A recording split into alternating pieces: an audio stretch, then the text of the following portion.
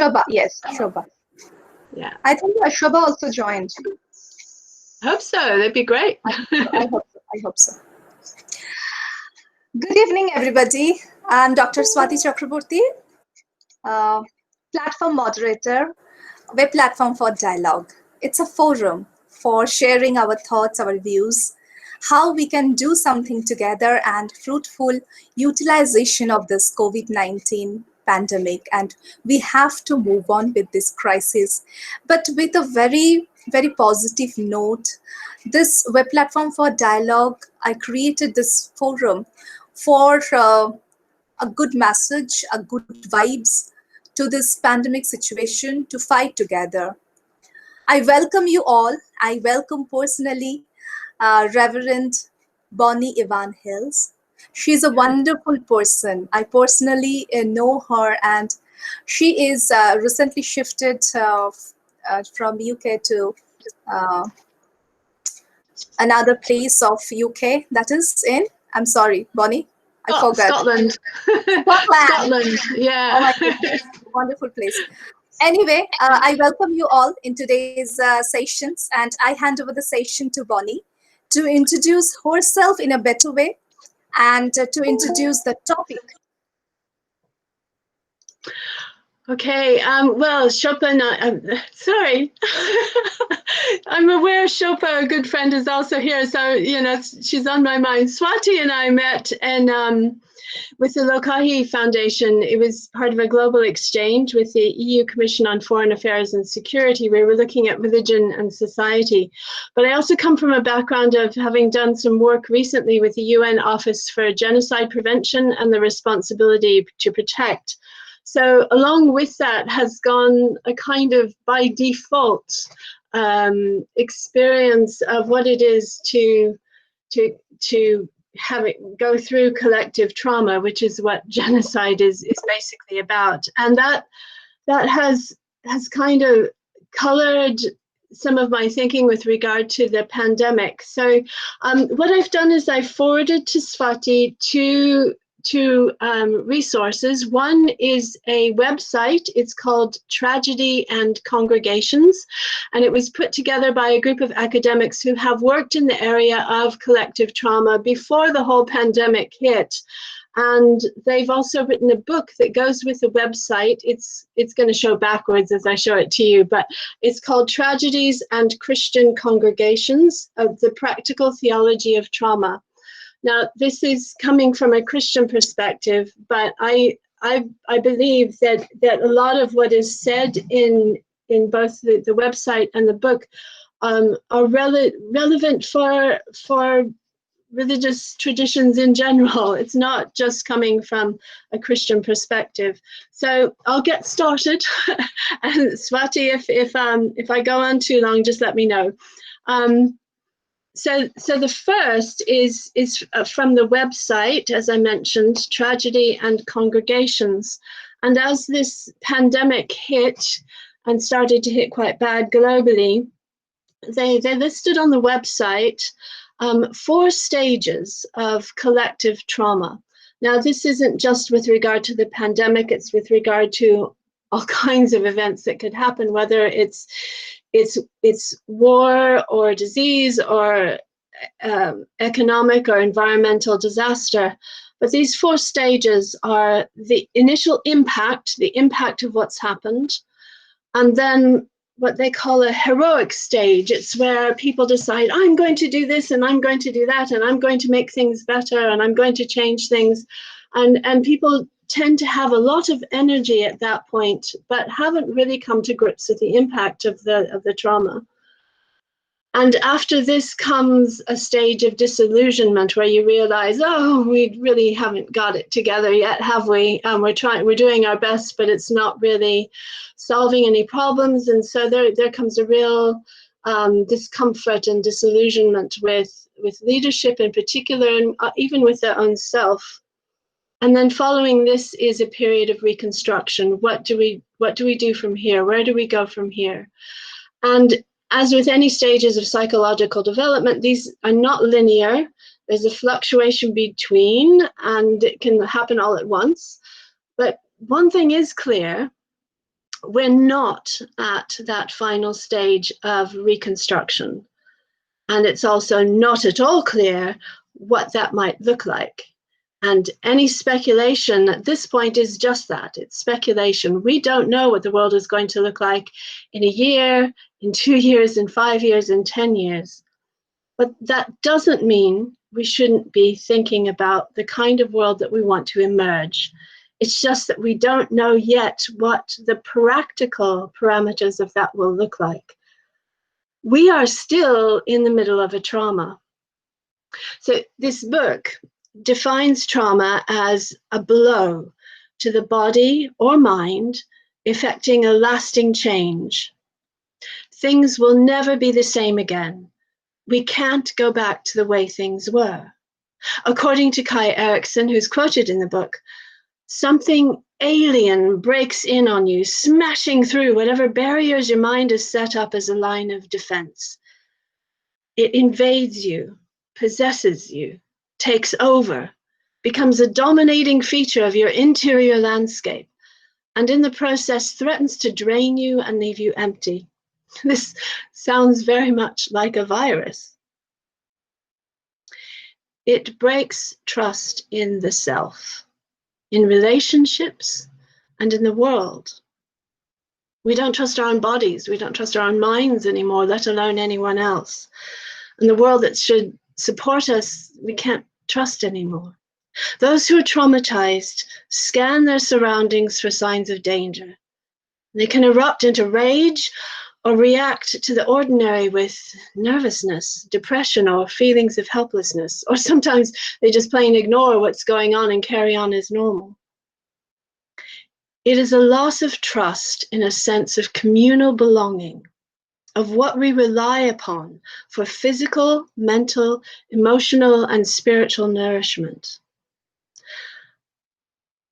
And the book goes on to state, when there is collective trauma through a tragic event, an environmental disaster, violence, conflict, or a pandemic, that same loss of trust affects human groupings, whether within communities, nations, regions, or globally.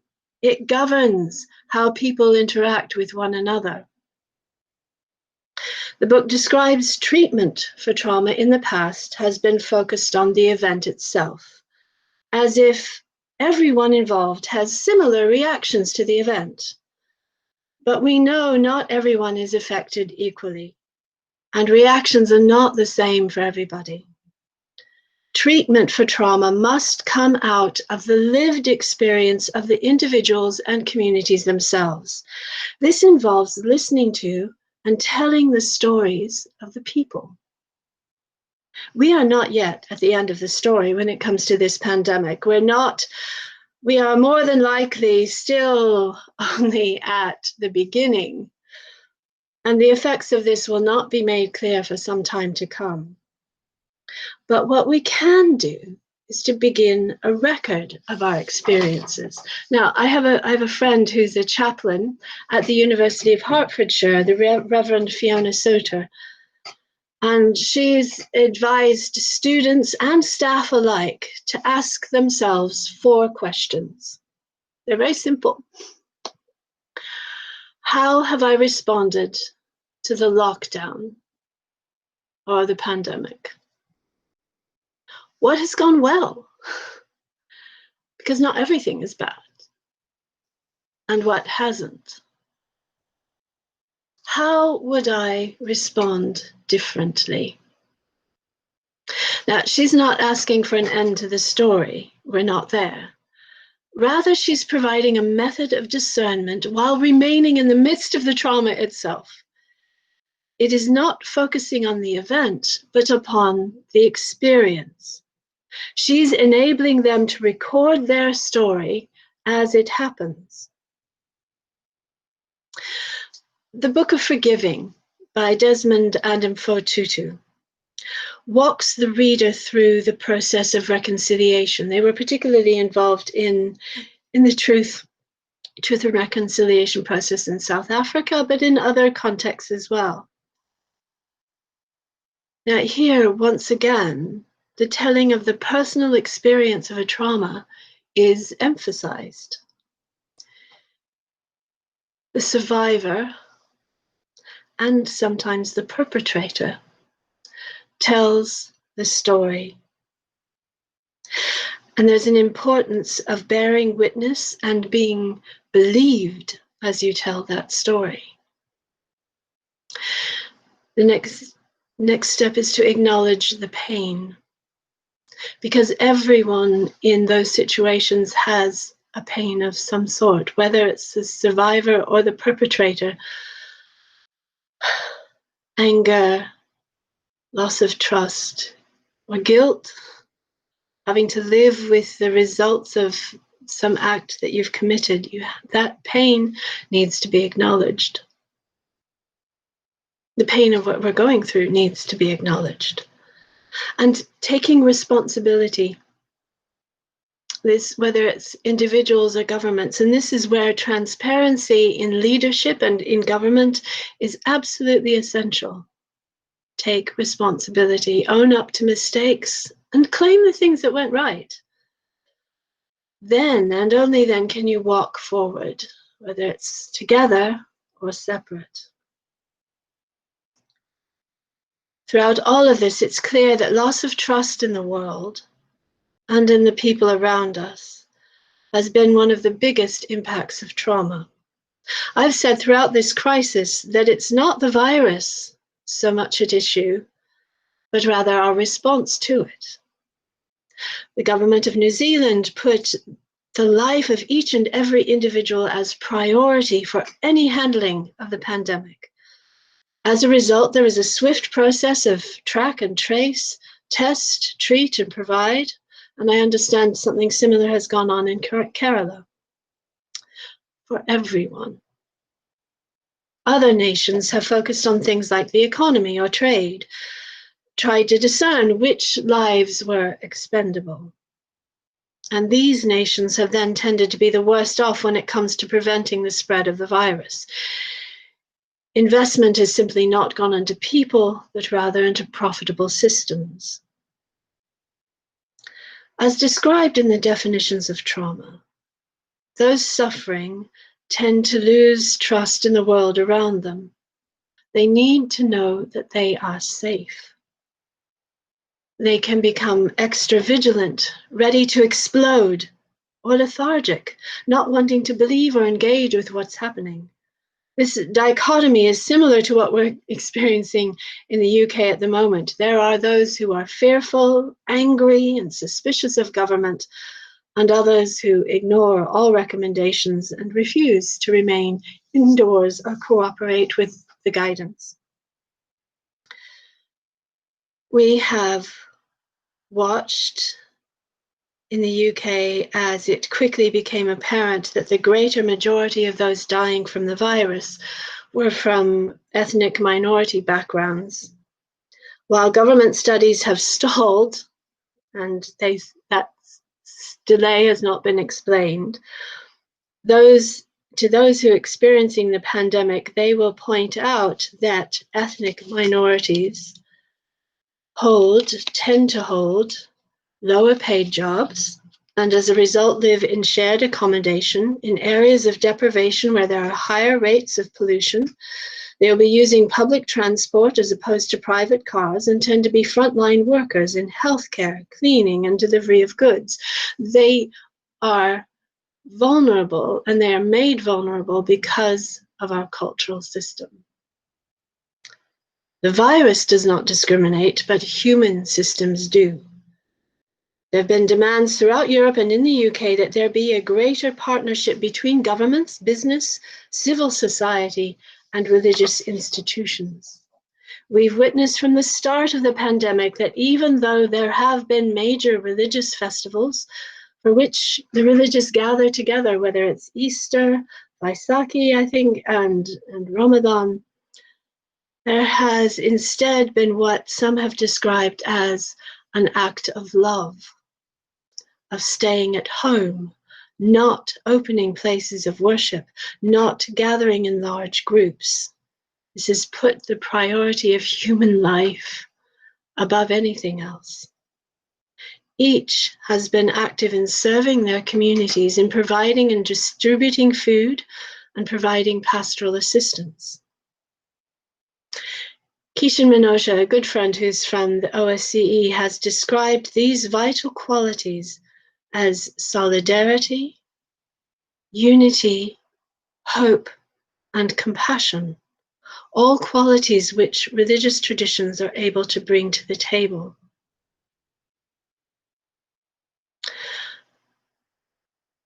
Now, much of the processes that I have described have all come from religious sources, whether it's reconciliation with regard to violent conflict or reconstruction following something like a pandemic or environmental disaster. And I would really love to hear some of the discussion from this particular group. And I will end there. Thank you.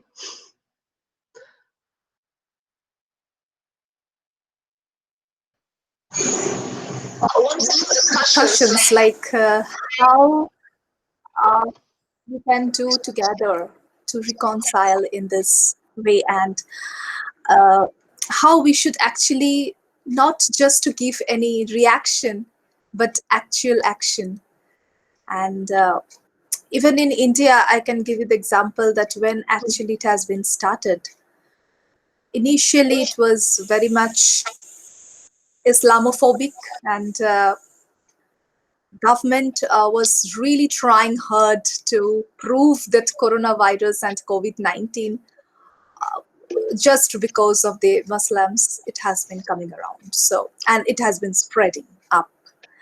But thanks to the collaborative task, thanks to our unity in diversity, that finally we would manage ourselves, within ourselves, with this continuous process of awareness program, and not to turn this virus into a very religious or to some extent ethnic group of things. It's a enemy for each and everybody, respective of any religion, any caste, any ethnicity. Yeah. Yeah. So this is a high time, then we have to react together, and this with our united things. So thank you so much. And with this remark, I would really like to know from participants that what would you like to think about it. Novelita 10 would like to say, hi all, what ways to be adhere to guide people to come out of this trauma phase, put some light on this domain.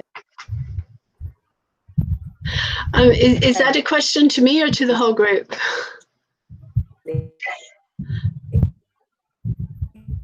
Yeah, I mean, I think the the very simple questions that my friend asked of her groups at the university is something that I think all of us can look at, is how.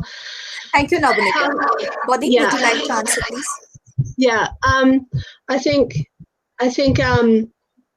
what my friend stated at the university, those very simple questions are actually applicable to nations and to large groups as well.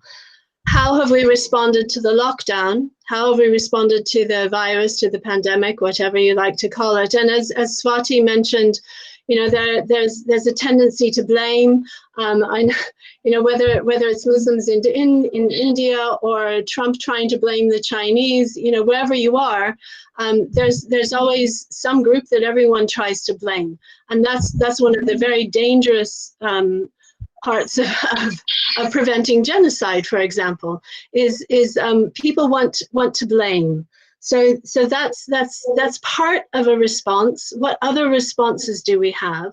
Why have we responded in that way? That's really important to look at. And opposed to that, what has gone well? So Swati, I think you responded with regard to what has gone well, and from what I've seen from Kerala and also from New Zealand, it's been about valuing each and every life and providing support for everyone. It's been about track and trace, treat, and support. and then what hasn't gone well, that needs to be looked at. And particularly, you know, I'm thinking about in the UK, it's where not everyone has been treated equally, that there hasn't been a value of life. And, you know, going back to part of our response, what hasn't gone well is the lack of value for others. So maybe, as Swati mentioned, you know, it's with regard to Muslims in the States, it's with regard to China. You know, this has not gone well. It has not served us well. So again, how can we respond differently? They're very, very simple questions, but they're vital that we ask. That's right. It's a very simple one, that how to tackle with the trauma, but it is not very simple to tackle with your own trauma. It is very easy to heal others. It is very tough to heal yourself.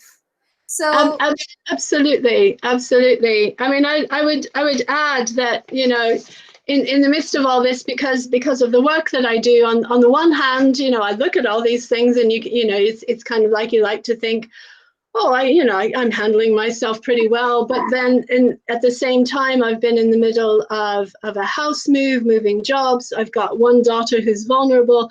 I don't feel I've responded very well at all when it comes to me personally, because all of the fears, you know, they come up. And so, you know, it's a matter of you have to constantly stop yourself. I think life has to go much slower, and at every stage constantly question yourself, and, you know, why am I doing what I'm doing? Am I just you know, where is my response coming from? Is it coming from, you know, the need to be a hero, or is it coming from a sense of disillusionment, or am I coming from someplace that's a little bit more, it's more measured and puts priority on human life and dignity? So, yeah.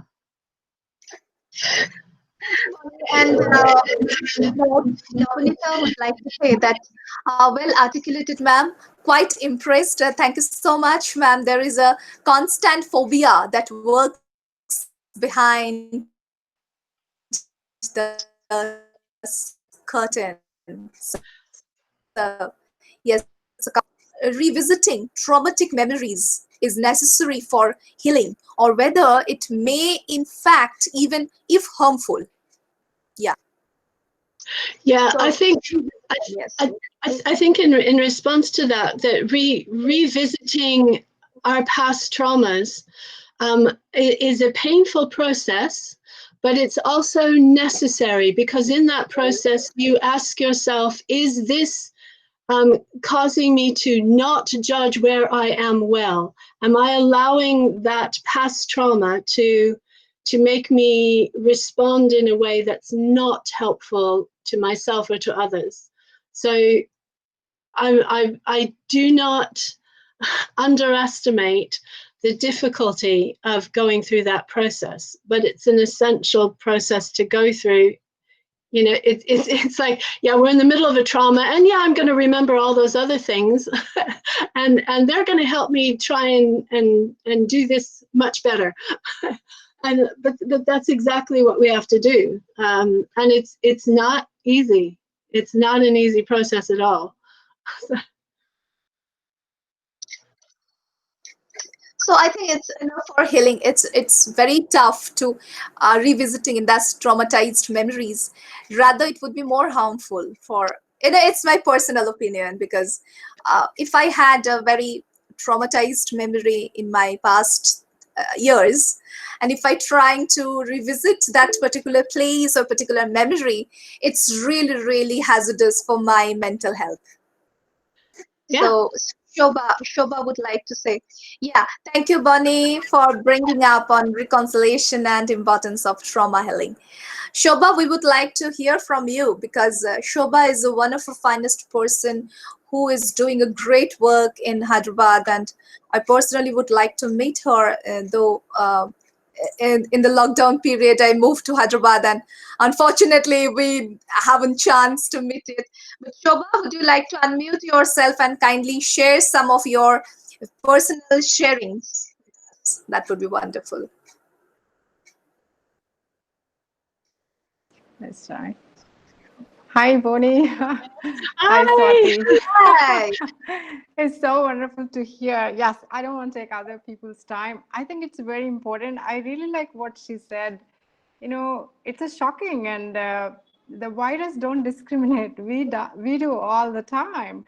And I think it's so true because last couple of weeks we've been going out and looking at these migrants, issues in our city, and how can I do better? It's not like a end of the story, right? That's what all about. And how can we help them to move on?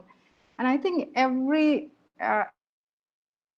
human act just kind of stopped, and they don't know how to make it start. Many ways, our own stories, we don't know how to make it, again the way how it used to be.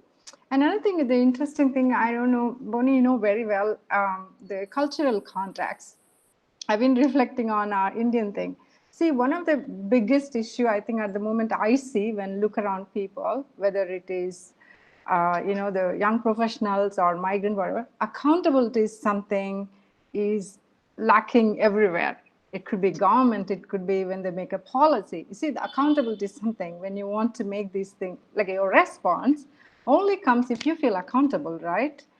Yes. Because you don't feel accountable, and then you're okay that some people dying or some system not working. And last 2 days we are juggling with these electricity bills, huge, almost like my house rent.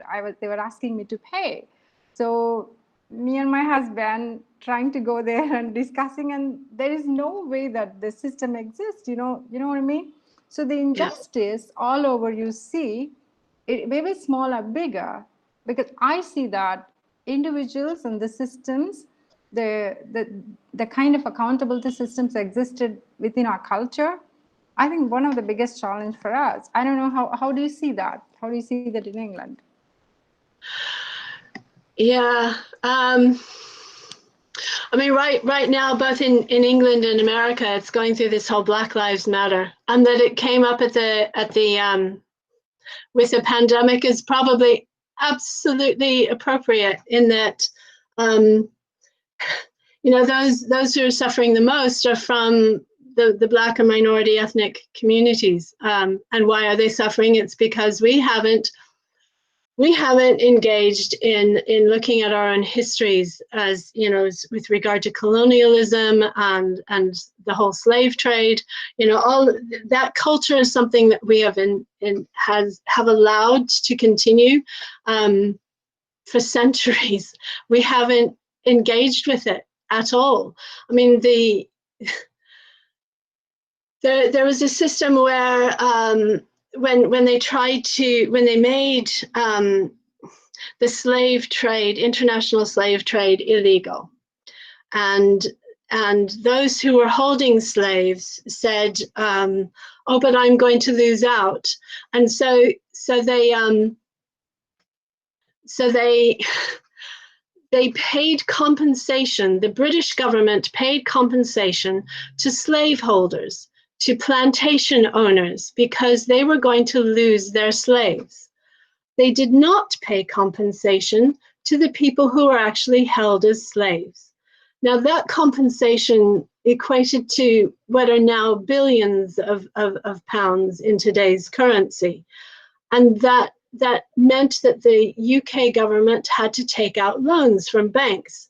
That loan for compensation to slave owners was only finished off paying in 2015. Now that means that everyone in the UK who has been paying tax, including myself, and I come from the States, and has been paying compensation to slave owners.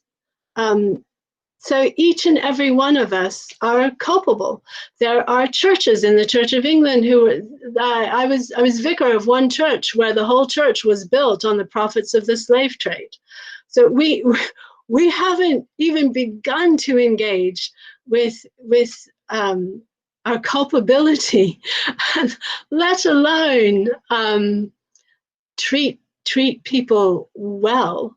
And I think it's part of a collective guilt that the Black and minority ethnic people within the UK are treated so poorly, because if that's engaged with, then you have to engage with some pretty painful history, and nobody wants to look at their own ugliness. It's a very difficult process to go through, but I think these kind of collective traumas, like this pandemic, force us to have a look at those things.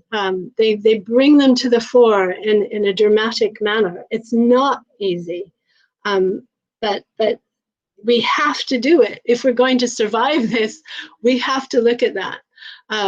Because if one community is vulnerable, everybody else is also vulnerable. Yeah. Rightly pointed out, Bonnie. Thank you so much for this insight. Here, I would like to add one thing, that as you shared, that the situation in UK, similar situation in India also, and when the lockdown has been started and everyone is actually looking very much towards the government, that what economical packages they will provide. But unfortunately, it was not the support of economical package, rather just a kind of eye-washing things. Anyway, we will discuss in later on. But here I would like to point out that so many Rohingyas have been entered in from Bangladesh to India, and that's in West Bengal also. So many Rohingyas are they really don't have any kind of shelters and other things, and they're very, very distressed in conditions. And the population is increasing like anything in their camp. So it's a horrible situation for them. So what would be what would be the scenario for them? So then the civil society is actually taken up the issue, and with some personal connections and everything, they did some very, very vigorous effect to them, try to lock them, allowed to go or to move from that area to other side. So other people would not be mingle up with them. So they would be in a certain area and they would be safe. Because otherwise, if the other person would mingle up with them, it's very high chance of the contaminations. So at the same time, it's very, very inhuman process to lock them up in a certain area. But at the same time, I would say it's a very humanitarian aspect. So both approaches are there. It's a crisis, so Yeah. we have to do that. Anyway, my personal sharing from West Bengal, because I know them personally. There is a question, I think, from Dr. Aniruddha Burman. Dr. Aniruddha, sir, please unmute yourself. You can ask directly to Bonnie. Good evening, Reverend Bonnie. Good evening. Actually, we have quite a few problems out here in our country, as Dr. Swati has already said. She was referring to the Rohingya refugees, and we have a problem with the people who didn't make it to the NRC list, the National Register for Citizens, who purportedly had come from Bangladesh or elsewhere, and they've been in the detention camps right from the first draft. So the trauma they faced, and at the moment what we find is the laborers who are returning home. We use a term, I'm not too happy with the term, migrant laborers. In my language there is a term which is more derogatory, I feel. But the laborers who are returning home, I would say, they are the ones actually in my part of the country, they are the ones who are more prone, they have contaminated this coronavirus much more than the rest because of certain situations.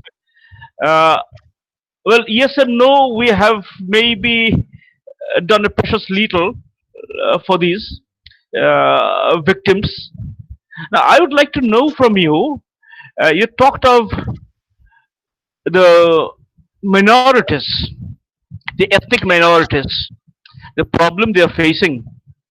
Now, what sort of help from the church, from your order, you are thinking of, or you have already done in that in this respect? Thank you.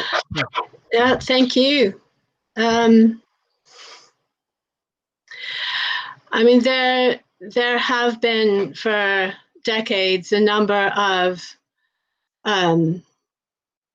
race relations organizations that have been set up, mainly from within the minority ethnic communities themselves. It's not been anything that, you know, I think it's something that some white people have supported but not led on, and it has been stated that you know, that there's a real tension. You know, there's a need to not take the voice away from those who are minority. You know, we need to hear their voices. But what I think the tension lies is that there's a lack of recognition that when you're a minority, to speak out in protest also makes you vulnerable. So when you're already vulnerable as a minority, to then have to speak out on your own behalf also increases your vulnerability. So what we're hearing now is that it's up to white people to educate themselves, and the change has to come from the white people. You know, if they're the ones doing the discriminating, they're the ones that have to change. Now, I have to say that, you know, as I stated, you know, I had a parish where the church was built completely on the proceeds of the slave trade. The church also had plantations and owned slaves at one point, and would have received some of that compensation. There's one organization, USPG, that has been a Christian mission organization, and they have acknowledged that they have benefited from the slave trade, and that they used to own plantations and they used to own slaves.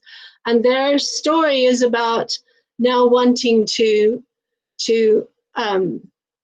hold their hands up and say, mea culpa, I am guilty. We are the ones who have done this, and wanting in some in any way that they can to provide some kind of reparation for that, whether it's not necessarily monetarily, although there is some support for you know, those voices to be heard in other ways. But I have to say, I don't think the Christian churches have done enough or have confronted our own past. We just haven't. That being said, there are movements within to make those changes. I do know, particularly in the United States, more than any other, that there have been, you know, the church that Trump stood outside of holding up the Bible is very much a church that was supporting the Black Lives Matter protesters. They were handing out water and food and providing medical care to those who needed it, to very peaceful protesters on the streets of Washington, D.C. And the clearing of the streets in front of that church and the clearing of the forecourt of that church was very much about a government saying to a church, you're not going to do this. And there's a priest who is standing in the forecourt who is also chased off by the tear gas and by the soldiers that were clearing the crowd. So there have been, and there are churches that very much support equalities movements. There are those in the south of the United States who provide food and water and shelter to those crossing the border from Mexico. They've been doing this for decades. It's against the law, and some have gone to jail for just for giving people water who were dying of thirst. So, you know, while while in some cases, yeah, the church has not been very good at race relations, there are small minority groups within the church who have been very vocal and very courageous in some of the ways that they've stood out. So we don't have a great record, but among those who do act, they act with courage, and they are acting very much as a minority within the church, and they make themselves vulnerable. So it's not a good story. I can't give you any good news here, but in that regard. But there are efforts, and we're just trying to strengthen those efforts. I hope that answers your question. Yes, Bonnie. Next, Piali would like to ask something to you for some clarification. Yeah, Professor Bonnie, I have just a little clarification that in the time of the collective trauma, one thing is observed that rights comes into direct clash with duties, in the sense that everyone has a right to past and present. Like we see the refugees as taking a cue from Dr. Swati Chakravarti, that refugees' right to life should be preserved. Again, the duties towards a citizen of India prevents the government or makes the government take a step where they should be confiscated in a place together. So in such a situation, or in collective trauma, what should be upheld, whether the rights or the duties? Oh, that's a very good question, and a tough one, but very, very good. Well, I'm going to. There's two things that come to mind. The first is that here in the UK there have been articulated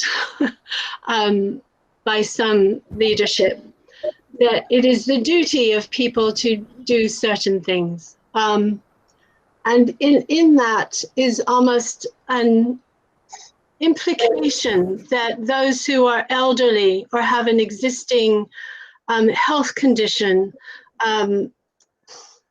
it's implied they are less valued, and I would very much hold that no, it's not their duty to die for the sake of other people, that each and every life matters, and if we come to the point where we have to make that choice, then we are very, very poor in our ethics.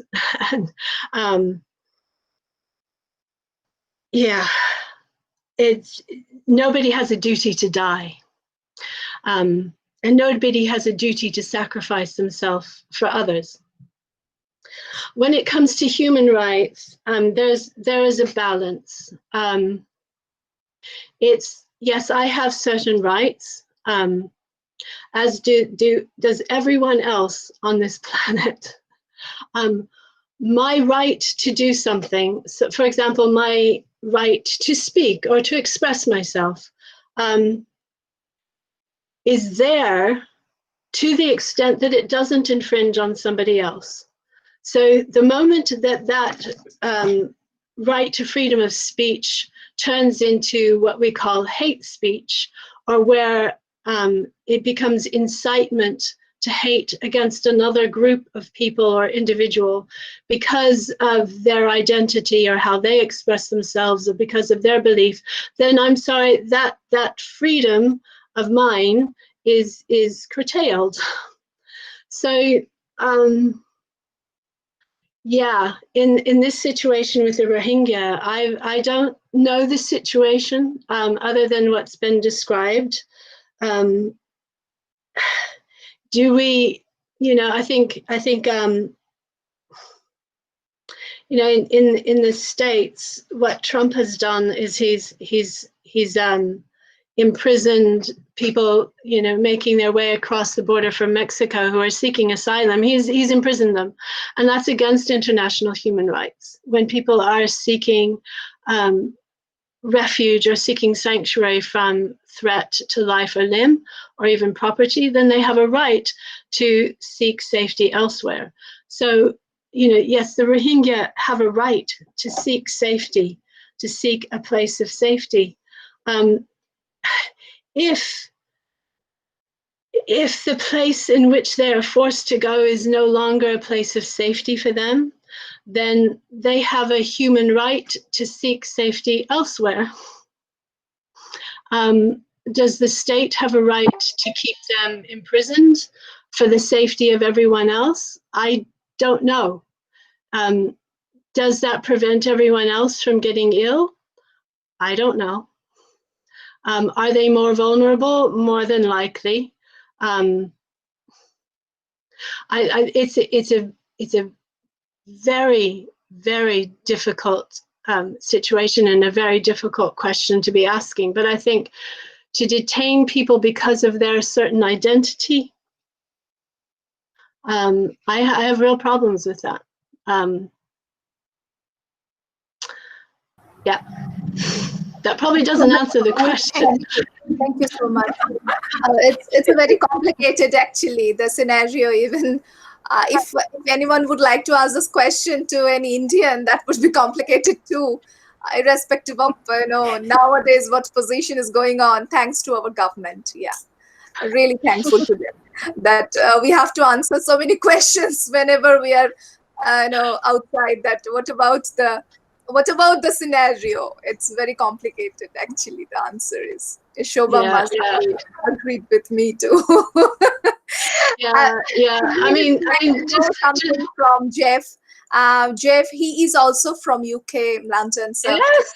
Hi, Jeff. Yes, Jeff. Jeff, can you able to unmute yourself today? Hello, Bonnie. Hi. How are you? Good. We have to come a long way to see each other. Yes. Yeah. I'm now in Scotland. So. Lovely. I'm a big admirer of your work. Oh, well, thank you. But you do a lot of very, very good work yourself. Much better than mine. So it's good to see you here. Thank you. I'm the bridge. Yes. So a platform for dialogue is the bridge to bring all together in this small world. Yes. Yeah.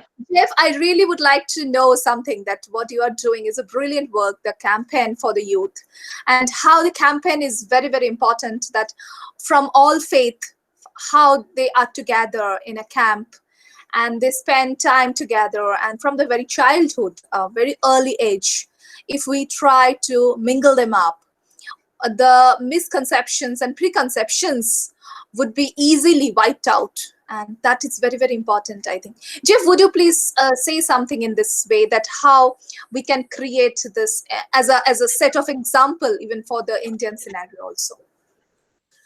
Dr. Swati, thank you very much. The program that we started here in our community is called Camp Unity. And the motivation for starting it was that I had a role as a local religious leader in the Jewish community. And over the course of a few years, I came to meet some of my colleagues. And that's how, for example, I met Reverend Bonnie, who was in St. Albans when I was in Boreham Wood, only about 6 miles away.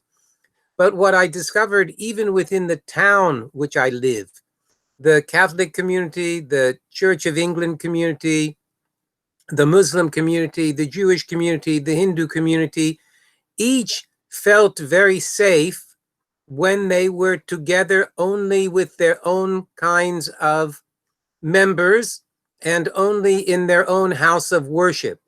And there weren't so many people who were interested or willing to go and meet someone from a different background.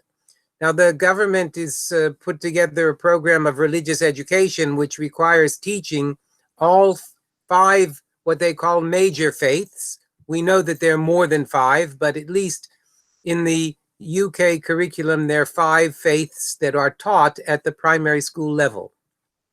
What we wanted to do was to bring together young people who are from the age of 6 to 11 for an experience of living together on a campsite.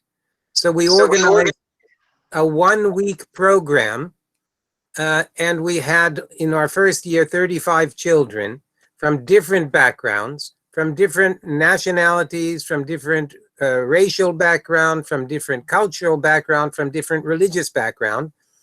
And we brought them together for what thankfully turned out to be a wonderful experience of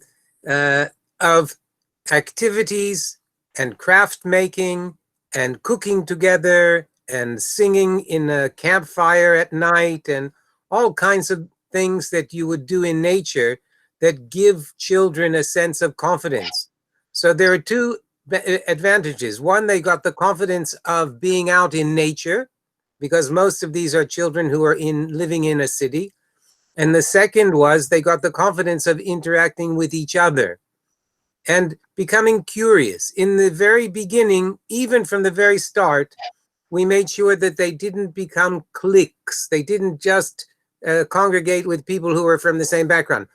Just to explain briefly, in order to do this, I went to meet the faith leaders in our town, and there were 5 people who were willing to work with me on an experimental basis to try this.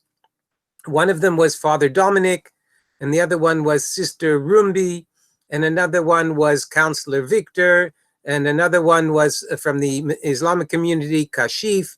And so each one of those became an ambassador for their community in helping us to identify families and children who would want to participate. And the other thing that we did, of course, is that we made it affordable, because for some people, if both parents are working and if the salary in their household is not very great, they have a big challenge in the summer to know what to do with the children. Those who can afford it will travel to Spain or will go on a holiday or do something else. But for a large portion of our town, I would say 13% of our community, our town, is at the poverty level or below. So it's a very high rate. So we were able to raise funds from the local council and from the borough council and from the county council in order to subsidize the cost. So we asked the children only to pay £5 per day. I don't know what that, if you'll understand what that means, but on average, many of these camp programs will cost £300, £150 to £300 per child per week. And we were asking them to pay £25. So it was a heavily subsidized program, and it made it possible for children who came from a poor background also to interact with children who came from a background that had more comfortable means. So that was the program that we did last summer. Thankfully, it was recognized here in the UK by the High Sheriff, who gave us an award. And we've had several reunions since. We had a reunion in December where we brought the children together in the local parish, and we taught them about Christmas and about Hanukkah and about Diwali, and we let them do, again, some activities where they were making things with their hands and sharing food with us. And then when the lockdown occurred, we set up another program, which is a planting program, a seed planting program, where those who were interested in participating, we sent them vegetable seeds. And even if you only had a little window ledge, we sent enough what they call compost, which is a kind of very moist and rich earth. We sent the seeds with the compost to each of the homes, and we encouraged the children to participate in a growing project.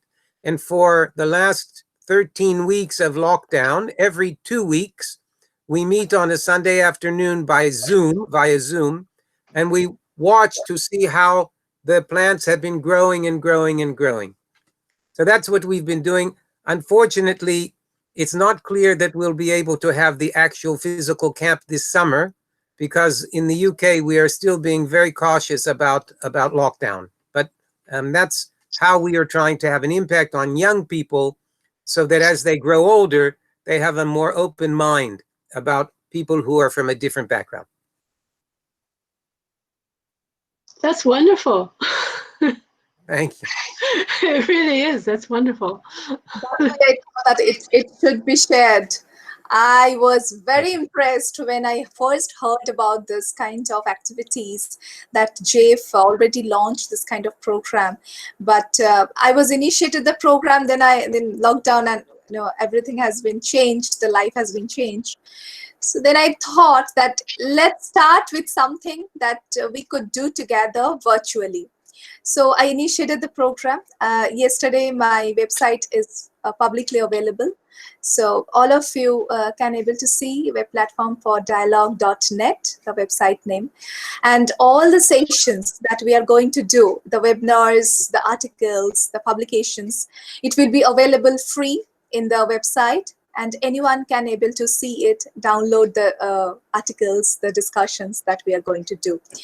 So that is the moment that I'm very impressed, and actually the web platform for dialogue, this activities came into my mind from JEF actually. So I'm really thankful to JEF that he initiated the program, that Camp Unity, and how we could do something together for the youth to motivate them to do something very positive. Because what I feel, Bonnie, that working with this conflict situations and who are distressed, I talked with them personally. They really want something to believe. They want someone to trust. Yes. The trust is missing actually. So I really would like to know something from you, Bonnie, that when some people would come to you, to share or her feelings that would be very traumatized feelings, how would you treat them? That, what is the first thing you would like to say to them?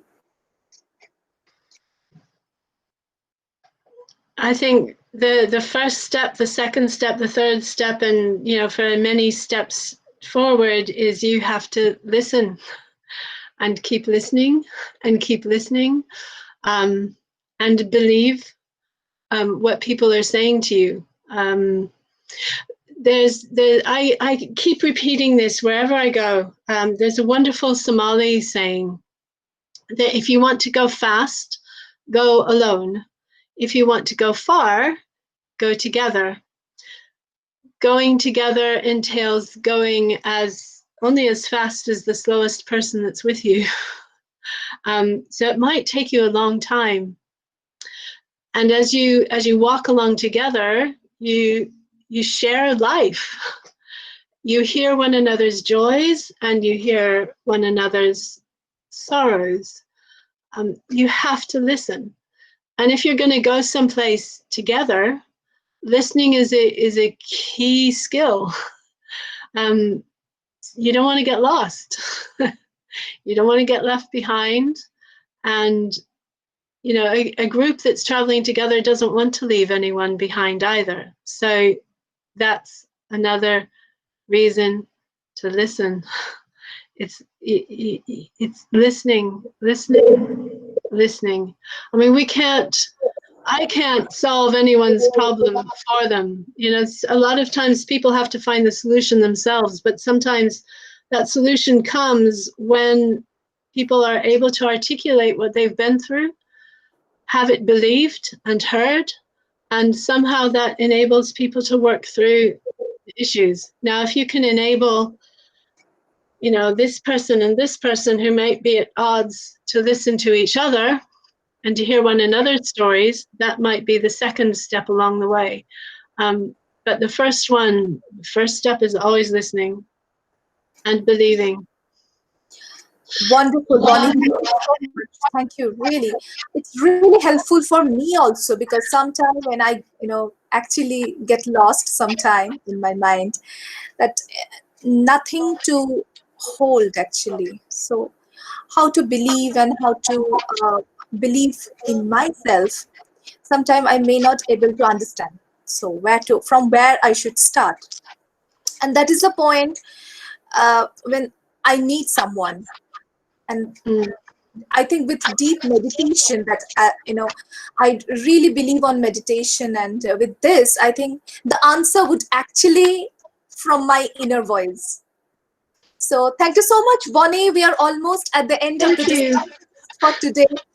I think more discussions will be coming around because this is just a starting. And thank you so much, Shobha, for joining us, particularly for today's. And maybe later on we will have a discussions and have a session with Shobha, because she is doing brilliant work in together, live life together, and how to deal with that. So it's a powerful, power-packed discussions today. Thank you so much, Jeff, each and everyone. Thank you. Today. Thank you very much. So Thank you. have a nice You're time, welcome. everybody. Thank you.